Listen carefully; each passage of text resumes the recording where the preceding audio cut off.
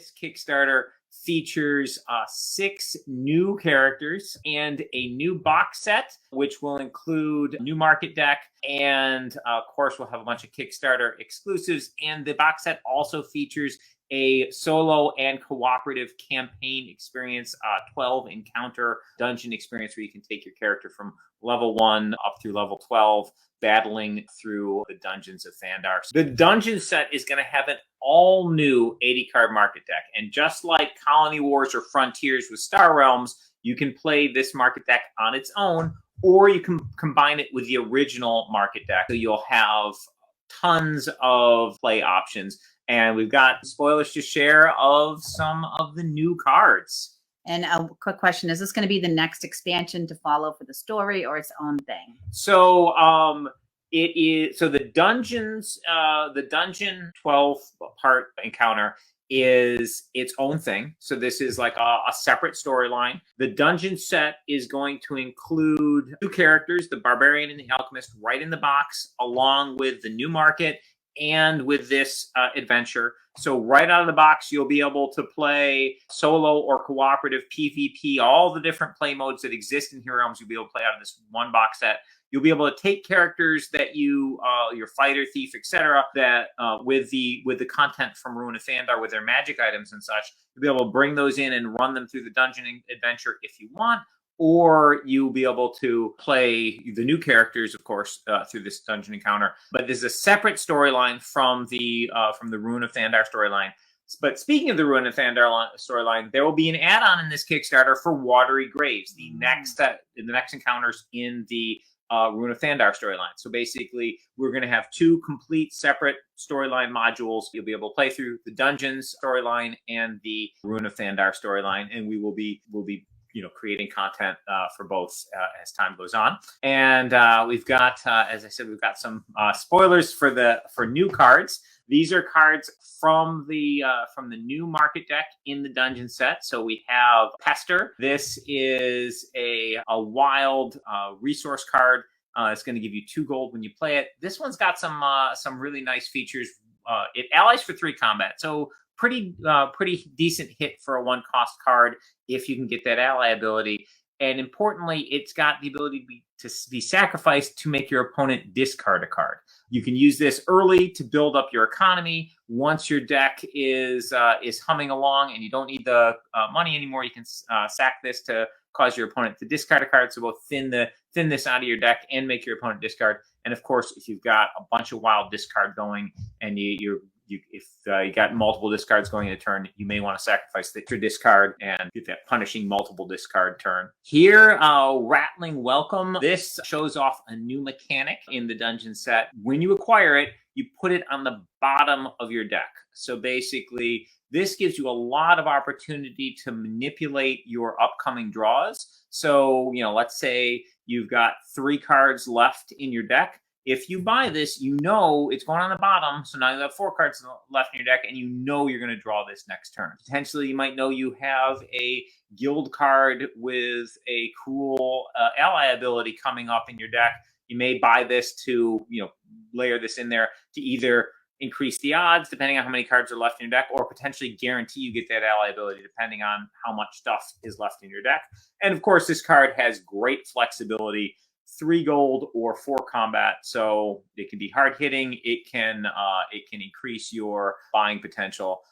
Great, early, great, late, and that ability to put it on the bottom of your deck is very cool and has lots of really cool subtle play implications. Here is a Light the Way. This is a classic Imperial card where it's getting more powerful depending on the number of champions you have in play. So this one gives you 3 combat and 3 health. So a nice 6-point swing altogether. But for each champion you have in play, it's getting an additional +2 combat and +2 health. So it can very quickly become a quite powerful card.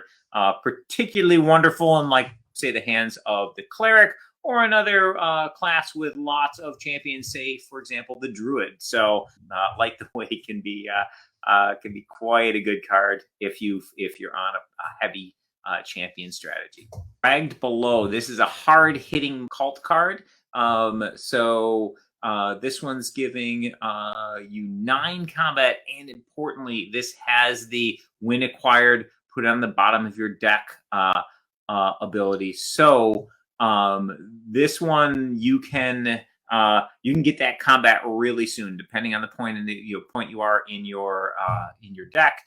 Maybe buying this will give it to you next turn, or sometimes when you're low in cards in your deck and you've got some card draws in your hand, sometimes you can set this up, buy it, put it on the bottom of your tiny little deck, and then draw a couple cards with cards in your hand and get it right away. So Drags Below can get you lots of combat very quickly. It has no ally ability, so basically, and no sacrifice ability, so basically it's just a hard-hitting card, but boy, does it hit hard. Okay, Treasure Hunt. This is a powerful ramping wild card. This is giving you 3 gold when you play it, so great for your deck's economy.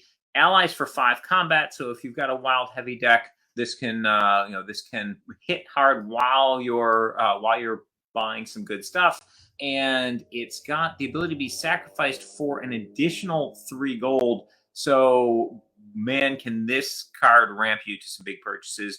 On its own, it can get you 6 gold. If you're willing to sacrifice it, 3 gold when you play it, plus 3 gold for sacrificing it, get you to those 8 cost purchases very rapidly. Here is Pack Dragon. Nothing like having a dragon in your party for the dungeon adventure. This guy is 5 combat, so a hard hitter, a 6-point guard, so really great at keeping you and your other champions alive. And it's got ally draw card. So just a phenomenal champion for the later game. Hunt for Jewels. This is a really fun card. So when you play Hunt for Jewels, you acquire a fire gem for free and put it in your hand. So you just grab a fire gem. You obviously then can play the fire gem and get 2 gold. And if you want to, you can sacrifice the fire gem for the 3 combat. Also, when you play Hunt for Jewels, you draw cards. So basically, you can use it as 2 gold, 3 combat, draw a card. Or if you want to keep the fire gem in your deck, just draw a card and get 2 gold, and you've got an extra fire gem in your deck.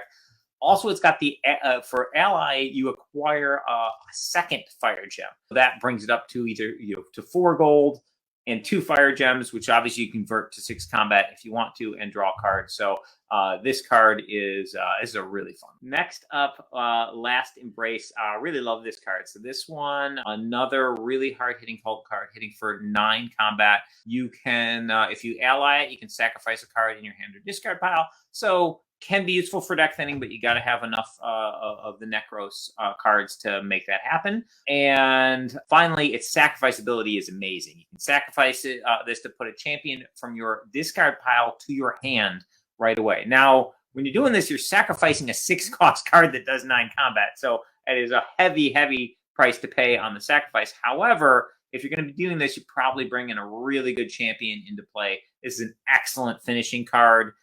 And can be really powerful to keep you alive as well. Maybe you need a guard or a hero with a champion with some awesome special ability. Last Embrace can get it to you right away. So it's a really phenomenal Necros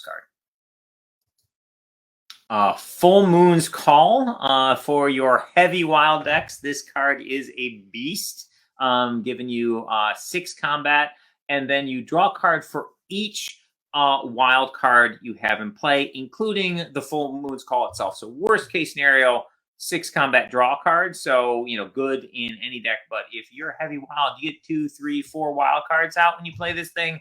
Man, that can be really, really awesome. And it's giving you the combat and the card draw together. So quite a powerful card. And then finally, this is a really neat champion from the guild, classic assassin, the silencer. She gives you 2 combat and stuns a champion with the expendability, and then has the ally to draw a card. And with a 5 defense, it's pretty solid champion to have on the table.